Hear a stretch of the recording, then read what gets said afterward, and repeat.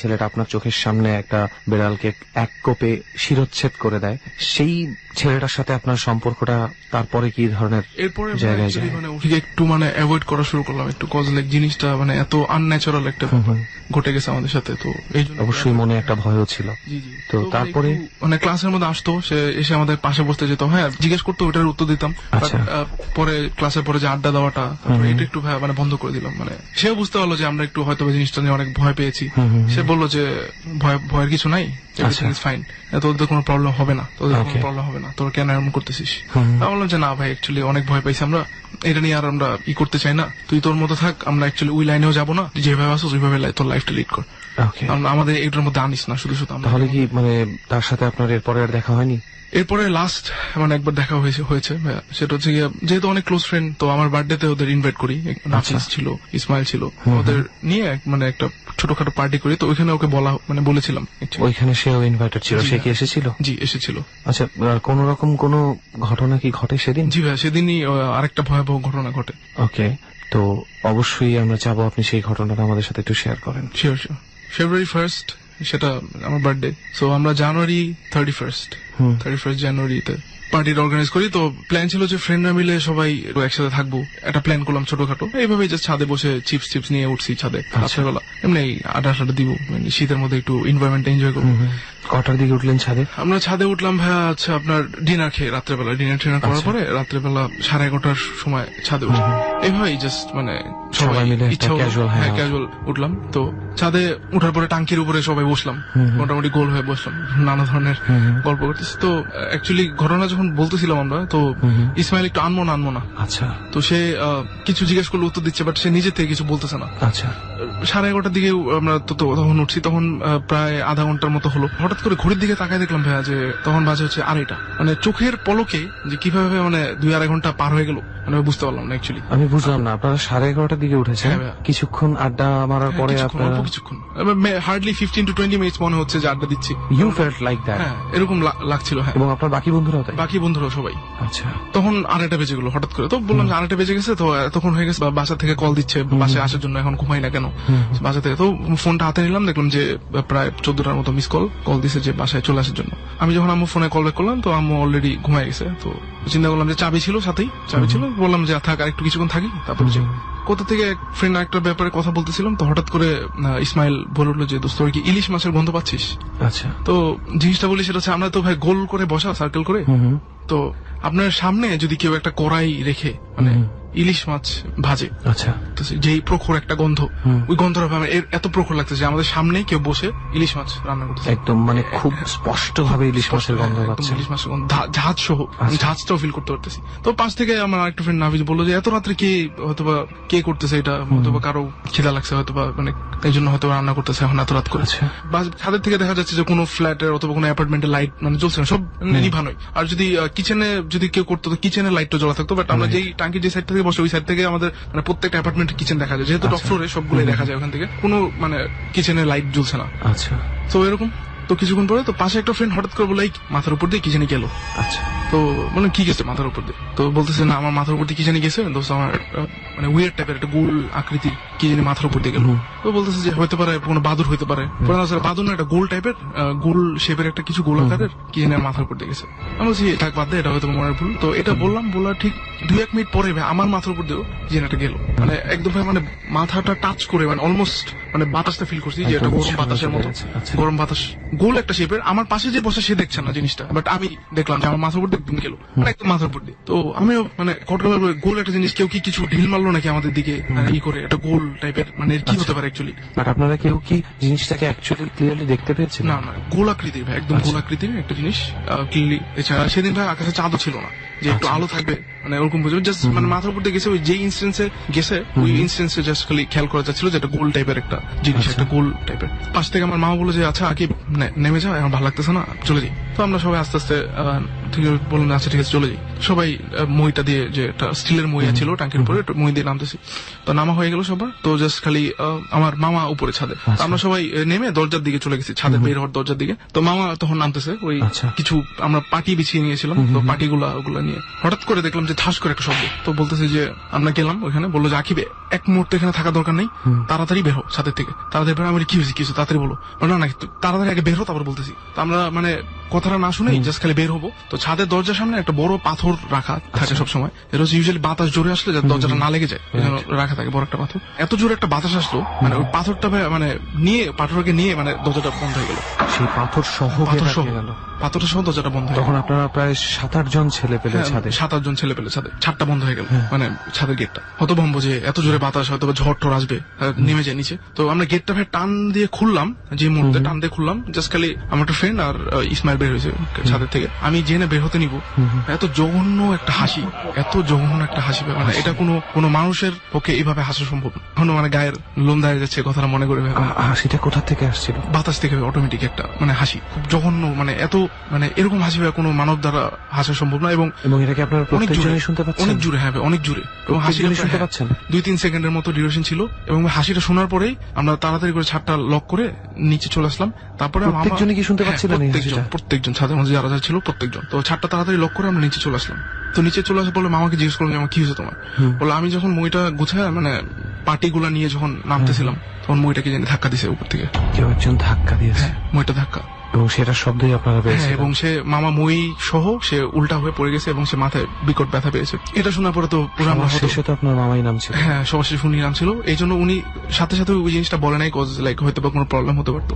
এই জন্য উনি বাসায় আসার পর যখন এটা বলার পর আমরা সবাই শ্যাডার্ড, মানে কি বলবো, আমাদের কোনো মানে বলার কোনো ভাষা নাই, মানে এটা কি হলো, মানে এটা কি হলো আমাদের সাথে। তখনও কেন জানি মানে মনে হচ্ছিল না যে এটার মধ্যে ও ইনভলভ, ইসমাইল ইনভলভ অথবা এটার মধ্যে। তো ইনফ্যাক্ট তারপরে কিছুক্ষণ পরে প্রায় 3টা বাজে, তো ইসমাইল বললো যে দোস্ত আমি চলে যাবো, আমার একটু বাসায় একটা জরুরি কাজ হয়ে গেছে। আমি বলি তুই এত রাত্রেবেলা চলে যাবি, আজকে থাকছোস আসছোস, আমরা একসাথে থাকবো, এত রাতে কেন যাবি? বলে না একটু ঝামেলা, আমার বাসায় গেট খুলে আসছে, আমার বাসায় চুরি টুরি হইতে পারে, আমি যাবো, চলে যাবো।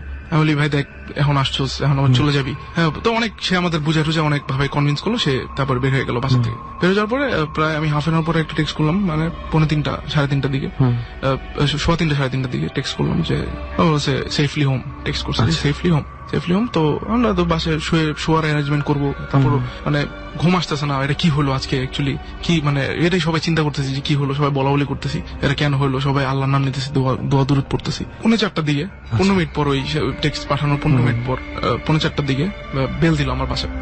আমি বললাম এত রাতে আবার কি? তো গেটে গেলাম, যাওয়ার পরে দেখেছি ইসমাইল। ও মাই গড, গেট খুললাম, কি ব্যাপার, কি সমস্যা? আমি ভাবছি তালা মারে সে চলে আসছে। আমি তালা মারে চলে আসছো? বলে না দোস্ত, তালা মারে চলে আসি নাই, আমার ফোনটা দোস্ত বাসায়, আমি ছাদে ফেলে আসছি ফোনটা। সে আমাকে বলতেছে যে ফোনটা সে ছাদে ফেলে আসছে, বাট আমি বললাম আমি তোকে টেক্সট করছি একটু আগে, ওয়াই আর ইউ জোকিং? এখানে কিন্তু ইউ গট দ্য রিপ্লাই, আপনি রিপ্লাই পেয়েছি যে এট হোম সেফলি। এবং সে আমাকে বলতেছে যে মানে আমি বলতেছি যে এটা কোনো জোক করার টাইম না, আমরা কিন্তু অনেক মানে ভীতু, মানে ভয় পেয়েছি এই জিনিসটা নিয়ে। এখন আমরা কোনো ধরনের ফাইজলামি করতে চাচ্ছি না, তুই বাসায় থাকলে থাক, না তুই যা, আমরা এটা নিয়ে আর কোনো কথা বলবো না। বল না সিরিয়াসলি আমার ফোনটা ছাদে। আমি আমি ছাদে যেতে পারবো না, আর তুই এটা কেন কি করতেছিস? তো ঠিকই আমরা পরে ফোন দিলাম, দেখলাম যে ফোনটা রিং হচ্ছে কিন্তু কেউ পিক করতেছে, ওর সাথে ফোনটা নাই। তো ওর সাথে ফোনটা নাই, বললাম আমার মামা আর আরেকটু তো আমার সাহস নেই ছাদে যাওয়ার। ওরা সবাই ছাদে গেল, ছাদে গিয়ে দেখে যে ঠিকই রাঙ্কির উপরে ফোনটা। হোয়াট দ্য হেল, কে রিপ্লাই করেছে তাহলে message? I have no idea, এটা এখনো মানে you still have that message in your inbox? এখন তো নেই ভাই, মানে অ্যাকচুয়ালি জিনিসটা তো অনেক আগের কথা, 2009 ছিল, অনেকদিন ছিল। ফোনটা একটা টাইমের পর নষ্ট হয়ে যায়, বাট আমি ওটা কিছু মানে কাস্টমার কেয়ারে কেউ এটা ইনকোয়ারি করার ট্রাই করছি যে এটা কিভাবে পসিবল, বাট তারা বললো না এটা কোনো হয়তো বা টেকনিক্যালি হয়তো অথবা আপনাকে আগে থেকে সেন্ড করে রাখছে, পরে আসছে এরকম একটা কিছু। বাট এটা উই এট দ্যাট ইনস্ট্যান্ট কেউ টাইপ করবে অথবা ইনস্ট্যান্স কেউ টাইপ করে সেন্ড করছে, মানে এরকম মানে কিছু আমরা প্রুফ পাই না। অ্যাকচুয়ালি বলছে যে হয়তো এটা আগের থেকে, তারা বলতেছে যে আগের থেকে হয়তো বা সেন্ড করা ছিল, পরে আগে থেকে যদি পাঠানোই হয়ে থাকে তাহলে আগে থেকে তাকে জানতে হবে যে আপনি তাকে কি টেক্সট করবেন। এক্স্যাক্টলি, সেটার রিপ্লাই। এটা আমরা কোনো মানে এক্সপ্লেনেশন পাইনি যে অ্যাকচুয়ালি এটা কিভাবে মানে জিনিসটা আসলো। অনেকেই মানে বলে যে এটা বানোয়াট অথবা এটা মানে, বাট এটা যারা ছিল তারাই মানে দেখেছি ভাইয়া যে অ্যাকচুয়ালি এটা মানে একটা ট্রুথ। ইসমাইলের রিয়াকশন কি ছিল? হি ওয়াজ রিয়েলি নর্মাল, বলতেছিল যে এটা কোনোভাবেই পসিবল না, এটা কোনোভাবেই পসিবল না। আমরা এটা নিয়ে আর ভাইয়া ওকে মানে ফোর্স করি না, কজ লাইক আমরা তো অলরেডি একটা মানে আন্দাজ হয়ে গেছে যে ও মানে কি টাইপের। তো এটার জন্য ভাইয়া আমরা ওকে আর মানে কোনো ব্যাপারে বলি নাই যে কেন, কোনো ফোর্সও করি নাই যে এটা বল আসলে কি হয়েছে অ্যাকচুয়ালি। তো ভাইয়া ও ফোনটা নিয়ে পরে ও বাসায় চলে গেছে। বাসায় চলে যাওয়ার পর ভাইয়া মোটামুটি ওই ইনসিডেন্টের পর থেকে ভাই আমার খুব মানে খুব বাজেভাবে মেন্টালি ব্রেকডাউন হওয়া শুরু করলো। আচ্ছা, আমি ভাই মানে পড়াশোনায় কনসেন্ট্রেশন দিতে পারতাম না। তারপরে হচ্ছে কি আমার মানে কোনো কিছুতেই মানে মন বসতো না, সবসময় হাত পা কাঁপতো, অন্ধকার দেখতে পারতাম না। এবং আমার সাথে যে দুটো ফ্রেন্ড ছিল, ওই যে নাফিজ এবং যে আমার একটা মামা, ওদেরও অলমোস্ট অনেকটা এরকম অবস্থা হয়ে গেছিল। ওরাও একটু মানে অনেক মেন্টালি সিক হয়ে পড়ছে। আচ্ছা, একটা টাইমে আমার অবস্থা খুব খারাপ এবং সবসময় ভাই মানে থার্সডেজ গুলোতে মানে সব যে উইকের যে থার্সডেজ গুলোতে সবসময় একটা মানে আনএক্সপেক্টেড কিছু একটা ঘটতো আমার সাথে।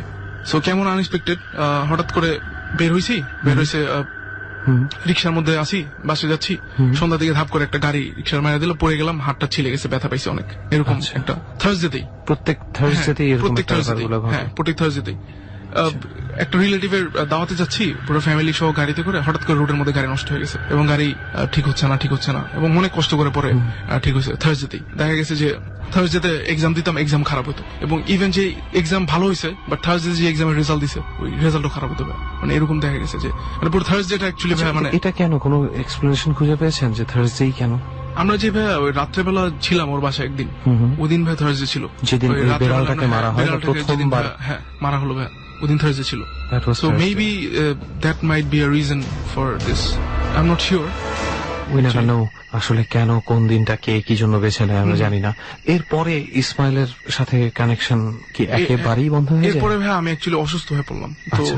অসুস্থ হয়ে পড়লাম এবং ও ভাই যোগাযোগ করতে ইচ্ছুক ছিল না, মানে যোগাযোগ করতো না আমাদের সাথে এবং মানে মোটামুটি ভালোই মানে অসুস্থ হয়ে পড়লাম আমি। আমাকে হুজুর টুজুর দেখানো হলো। তো একটা বড় মাওলানা সাহেব উনি বললো যে তুমি হয়তোবা আল্লাহ বিল্লাহ নামাজ টামাজ পড়ো, এই জন্য হয়তোবা তোমার উপরে যেই খারাপ জিনিসটা এফেক্ট করতে চাইছিল ওই জিনিসটা পারে নাই। আচ্ছা। হয়তোবা তোমার ভিতরে একটা ভালো একটা পজিটিভ এনার্জি ছিল, যেটা নেগেটিভ এনার্জিটা তোমার কিছু করতে পারে নাই। আচ্ছা। তো হয়তোবা অনেক বড় কোনো ক্ষতি হতে পারতো। আল্লাহর রহমত যে শুধু কিছু হয় নাই। অসুস্থতার উপর দিয়ে অসুস্থতা প্রায় 6 মাসের মতো শিখছিলাম এবং এমন হতো যে ওয়েডনেসডেতে থার্সডে আসতেছে এটা শুনলে মানে আমি ঘরের থেকে বেরোতে পারতাম না। আমি মানে ঘরের ভিতরে কোথাও মানে মানসিকভাবে আত্মাটা ভেঙে গিয়েছিল।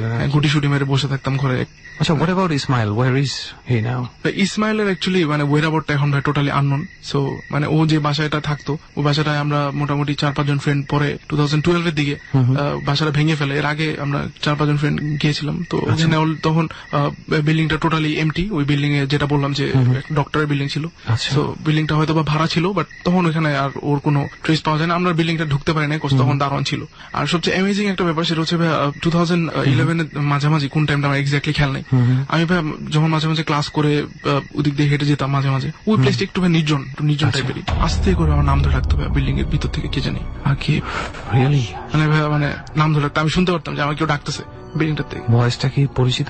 ভয়েসটা খুব পরিচিত, ওরই ভয়েস। হয়তো আমার লাগতো যে ওর প্রতি মাঝে মাঝে খুব মানে মায়া হইতো যে এত ভালো একটা ফ্রেন্ড ছিল, এরকম ভাবে উদা হয়ে গেল, কিছু না জানায় শুনে এরকম উদা হয়ে গেল। আর কোনোদিন তাকে খুঁজে না, এরপরে আর তার সাথে আর কোনোভাবে কন্ট্যাক্ট করতে পারিনি। ফোন টোন অফ এবং তার যে নাম্বারটা ছিল ওই নাম্বারটা অন্য একজনের নামে রেজিস্ট্রেশন করা। তো তখন মানে কি হয়েছিল যে নাম্বারগুলো কিন্তু তখন অত রেজিস্ট্রেশন থাকতো না, তো এই জন্য মানে ট্রেস করতে পারিনি। তো মানে এখন বিল্ডিংটা নেই, এখন বিল্ডিংটা ভেঙে ফেলছে।